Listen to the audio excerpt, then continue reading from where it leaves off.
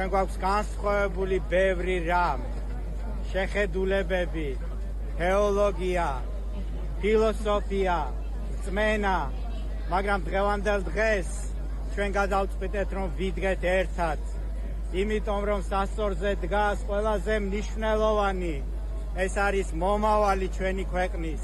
იმიტომ რომ თუ ჩვენ არ გვექნება თავისუფლება, თუ ჩვენ არ გვექნება სიტყვის თავისუფლება და რწმენის თავისუფლება, მაშინ ჩვენს ხელმძღვანელობასაც, ჩვენ რელიგიურ ლიდერობასაც აზრი ეკარგება, იმიტომ რომ ჩვენთვის მნიშვნელოვანი არის ის, რომ შევძლოთ თავისუფლად ვთქვათ ის, რაც ჩვენს გულში და ჩვენს სინდისში არის.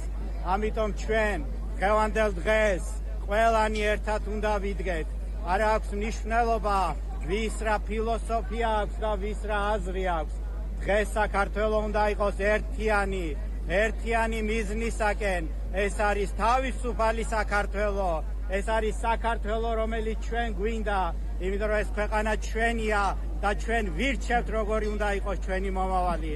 ამიტომ ჩვენ გაერთიანებული ვართ ყველა, არ აქვს მნიშვნელობა დღევანდელ დღეს არაფერს.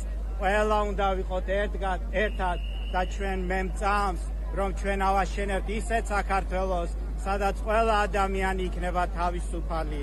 ამიტომ ვდგევართ აქ და ჩვენ ვიცით, რომ გამარჯვება მხოლოდ არის იმაში, რაც ღმერთმა დაადგინა.